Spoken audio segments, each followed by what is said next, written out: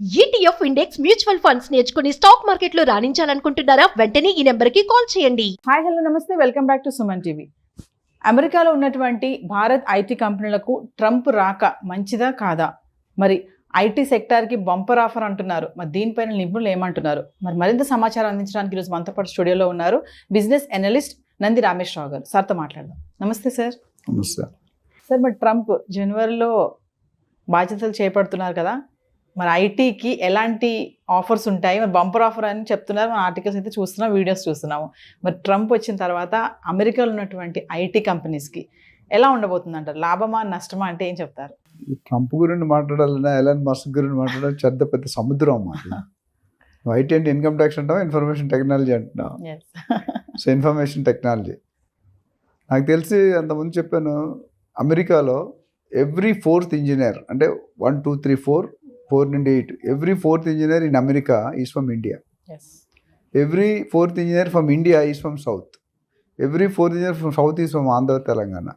ఒకటి యునైటెడ్. ఇది హిస్టరీ. అంటే మన భారతీయులకి 25% వీలే ఉన్నారు అవుట్ ఆఫ్ హోల్ వరల్డ్లో. అంటే అక్కడ ఫీలింగ్ ఏంటంటే ట్రంప్ గారిది 45th ఒకసారి చేశాడు, తర్వాత 46% జో బైడెన్ వచ్చాడు, ఇప్పుడు 47%గా ఆయన వచ్చింది ఏంటి రిపబ్లికన్ పార్టీ నుండి. సో ఆయనకి ఏంటంటే మన అమెరికా వాళ్ళకంటే ఇండియా వాళ్ళు ఎక్కువ సంపాదిస్తున్నారు, ఈవెన్ అదర్ కంట్రీస్ అనే ఒక ఫీలింగ్ అయితే ఉంది. ఆయన ఓట్లు గెలిచింది కూడా.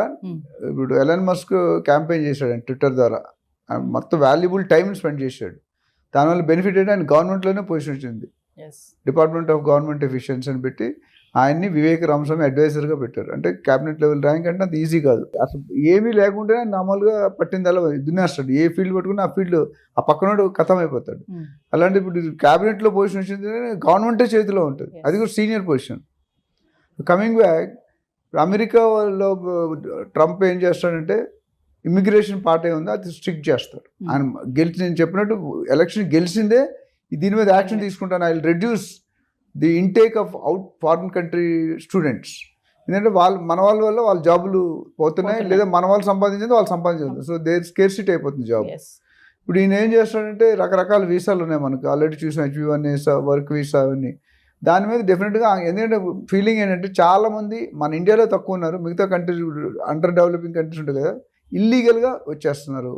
వచ్చి అక్కడ పని లేకుండా అక్కడ పాతడిపోతున్నారు. జనరల్గా వీసా ఏంటంటే 30 days బిల్లోనో, విజిటింగ్ వీసానో, టూరిస్ట్ వీసానో అవి ఉంటాయి.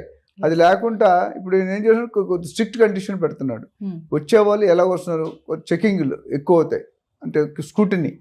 సో దానివల్ల ఏముందంటే ఇండియన్స్కి కొంతవరకు ఎఫెక్ట్ ఉంటుంది. అయితే పాతగా వెళ్ళి 20 సంవత్సరాలు సెటిల్ అయ్యి వాళ్ళకి ఏమి ఉంటుంది, ఎందుకంటే ఆల్రెడీ ఇప్పుడు మనం లాస్ట్ టైం మాట్లాడుకున్నాం, కొత్తగా ఇప్పుడు ఎవరైనా వెళ్ళి పిల్లలకి అక్కడ పుడితే వాళ్ళకి సిటిజన్షిప్ ఇవ్వని అంటున్నాడు కొత్తగా. అంతకుముందు అలా కదా, అక్కడ పిల్లలకి మా ఫ్రెండ్స్ 25 years బ్యాక్ వెళ్ళారు, వాళ్ళ పిల్లలకి కూడా గ్రీన్ కార్డ్ వచ్చింది, సిటిజన్షిప్. బట్ ఇప్పుడు కొత్తది ట్రంప్ వస్తే January 20కి ప్రెసిడెంట్గా వస్తాడు. ఆల్రెడీ గెలిచినప్పుడు దగ్గర నుండి గోల్డ్ మార్కెట్ ఎఫెక్ట్ అయింది, షేర్ మార్కెట్, ఏ మార్కెట్ కూడా అన్ని మార్కెట్లు వదలడు, నేను అన్నింటిలో పెడతాడు.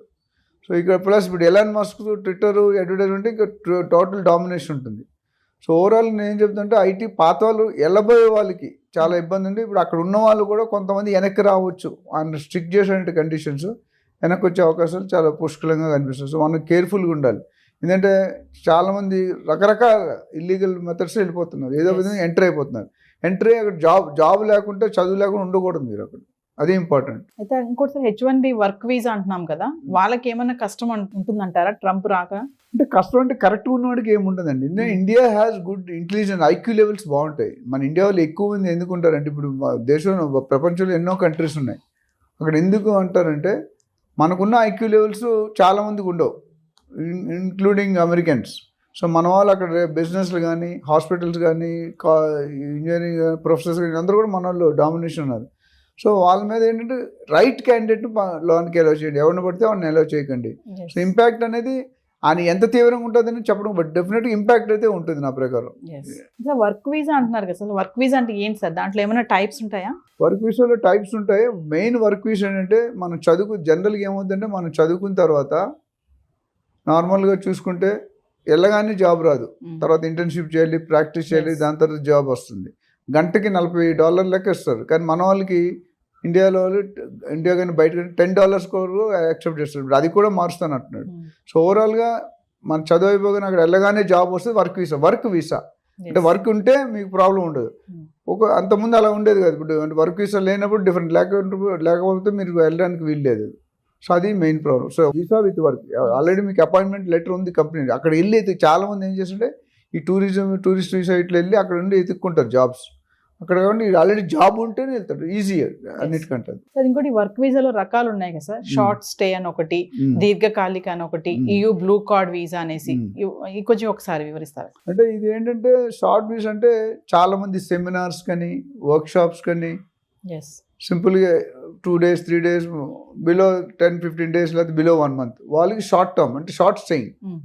విజిటింగ్ వీసాకి అయితే 6 నెలలు అంత టైం ఉంటుంది. దీనికి షార్ట్ అంటే వెరీ రిస్ట్రిక్టెడ్ టైం. దీర్ఘకాలిక లాంగ్ టర్మ్ అంటే at least up to 1 year 90 days. అంటే కొన్ని కంట్రీకి కొన్ని రూల్స్ ఉంటాయి, ప్రతి కంట్రీకి. ఆ 1 year లోపు వెళ్తే మీకు లాంగ్ టర్మ్ వీసా. అదే EU బ్లూ అన్నారు కదా, దానికి ఏంటంటే మోర్ దెన్ 1 year. అంటే టాలెంట్ ఉన్న వాళ్ళు కూడా ఉంటుంది. ఎందుకంటే టాలెంట్ లేని వాళ్ళు తీసుకోరు. They don't want white elephants. White elephant అంటే పని పట్టు చేయలేడు. సో వాళ్ళు ఏంటంటే డెఫినెట్గా మన ఇండియన్స్ ఎందుకు ప్రిఫర్ చేస్తారంటే ముఖ్యంగా cost of labour is very less. వాడు $40 తీసుకుంటే మనం $10 కూడా వర్క్ చేస్తాం. అక్కడ వాళ్ళకి ఏంటంటే ప్రాఫిట్ ఎక్కువ ఉంటుంది. అందుకని ఇండియన్స్ బ్యాక్ అండ్ సర్వీస్ అని ఇండియాలో పెడతారు. వాళ్ళ దగ్గర పెట్టుకోరు. వాళ్ళ దగ్గర $40 మనకు $5 ఇచ్చే మనం చేస్తాం. జనరల్గా $10. అది సీనియారిటీ బట్టి 10 నుండి 20, 22, 30. యాక్చువల్లీ ఇప్పుడు లేటెస్ట్ ట్రంప్ ఏమంటున్నారంటే అది కూడా $10 నుండి కూడా అలౌ చేయని అంటున్నాడు. మనం ఏంటి ఖాళీ ఉంటే డబ్బులు రావు కదా. సో ఆ $10 వస్తున్నాను కూడా స్క్రూటినీ చేయమని ఇప్పుడైతే యాక్సెప్ట్ చేస్తున్నారు ఇండియన్స్ కానీ అదర్ కంట్రీస్ కానీ. కానీ ఫ్యూచర్లో ఈయన ప్రెసిడెంట్ అయ్యాక దాని మీద కూడా ఒక కొరడా వేసే పరిస్థితి కనిపిస్తుంది. ఎందుకంటే మినిమం $25 ఉండాలి, $30 per hour నువ్వు సంపాదిస్తేనే ఇక్కడ ఉండు, లేకపోతే యూ లీవ్ ది కంట్రీ. ఇంకొకటి H1B అప్లికేషన్, వీసా అప్లికేషన్ పైన కూడా కఠిన పరిశీలన జరుగుతుందని చెప్పేసి వింటున్నాం మనము. అది ఎలా ఉంటుంది? ఈ ఇమిగ్రేషన్ అనేది ఇమిగ్రేషన్ మనం మాట్లాడుకున్న సబ్జెక్టులు అన్నీ కూడా అన్నిటి మీద ఇంపాక్ట్ ఉంటుంది. ఎంత ఇంపాక్ట్ ఉంటుంది చెప్పలేం, బట్ డెఫినెట్గా impact is going to be there because it's totally against more people coming in and occupying Americans jobs. మనం వెళ్ళామంటే వాటి మనం తక్కువ రేటుకి ఎక్కువ పని ఇస్తాం, వాళ్ళు ఎక్కువ రేటుకి తక్కువ పని చేస్తారు. సో డెఫినెట్గా అప్లికేషన్ స్క్రూటినీలో టైట్ చేస్తాడు. ఇంతకుముందు అంత లిబరలైజేషన్ ఉండదు. అడుగుతాడు, మీరు ఎప్పుడైనా వీసాకి వెళ్తే 3-4 క్వశ్చన్లు అడుగుతాను. నువ్వు ఎందుకు వెళ్తున్నావు, ఎక్కడికి వెళ్తున్నావు, ఎన్ని రోజులకి వెళ్తున్నావు, నువ్వు బ్యాలెన్స్ చూపాలి, ఇక్కడ ఇన్ని లక్షలు ఇన్ని కోట్లు అని చూపిస్తేనే మీకు అలౌ చేయాలి, లేకపోతే అలౌ చేయడు. నేను ఒకసారి ఢిల్లీలో ఉన్నాడు కంపెనీ, జర్మనీకి వెళ్దామని వీసా పెట్టాం. మా బాస్ అప్పుడు 100 సార్లు వెళ్ళి వచ్చాడు జర్మనీ. నేను ఫస్ట్ టైం, ఇద్దరికి వేసాడు, ఆయనకి రాలేదు, నాకు వచ్చింది. అంటే వాడు ఎక్కడ డౌట్ ఉన్నా మీరు చెప్పే ఆన్సర్ విధానం బట్టి పట్టేస్తాడు చెకింగ్లో. ఓవరాల్గా నేను చెప్పాలంటే ట్రంప్ వల్ల మనకి కొద్దిగా డ్యామేజ్ జరిగే అవకాశమే ఎక్కువ కనిపిస్తుంది. రిలేషన్స్ ఉంటాయి మామూలు పైపైన నడిచేది, ఇంటర్నల్గా he wants America to be stronger then any other country. So ఓవరాల్గా వీసా మీద కానీ H1 కానీ లేకపోతే స్టూడెంట్ వీసా కానీ ఇవన్నీ కూడా చాలా క్రిటికల్. సో ఫైనల్గా స్టూడెంట్స్ అయితే అనుకుంటున్నారు ఐటీకి మాత్రం ఎటువంటి డోకా లేదు, మాకు ఇది ఒక బంపర్ ఆఫర్. ఇమిగ్రేషన్ విషయంలో కానీ వీసాల విషయంలో స్ట్రిక్ట్ చేసినా ఐటీ సెక్టర్ పరంగా మాత్రం ఎటువంటి ప్రాబ్లమ్స్ ఉండవని స్టూడెంట్స్ అనుకుంటున్నారు. దీన్ని ఎలా చూడొచ్చు అంటారు ఫైనల్గా? అంటే మిక్స్డ్ ఒపీనియన్ అండి. కొంతమంది వరకు పర్లేదు, పాత వాళ్ళని అంత టైట్ చేయలేడు, ఎందుకంటే already they settled and card ఇచ్చేసాడు. బట్ కొత్తగా వెళ్ళే వాళ్ళకి కొద్దిగా టికెట్ లేని ప్రయాణం ఎక్కట్లాగా డెఫినెట్గా there will be some problem. అంటే కొద్ది స్ట్రిక్ట్నెస్ వల్ల కొంతమంది స్కూటీని ఎక్కువైతే కొంతమంది వెళ్ళిపోవచ్చు బయటికి.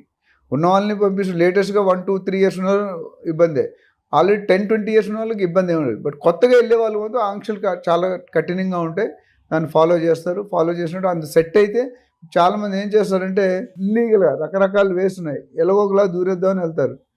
ఆ దూరం వెళ్ళినప్పుడు ఇబ్బంది అవుతుంది అనమాట. సో అలాంటివి కఠినంగా స్క్రూటినీ చేసి ఎలిజిబుల్ అయితేనే పంపిస్తారు. Thank you sir. Thank you.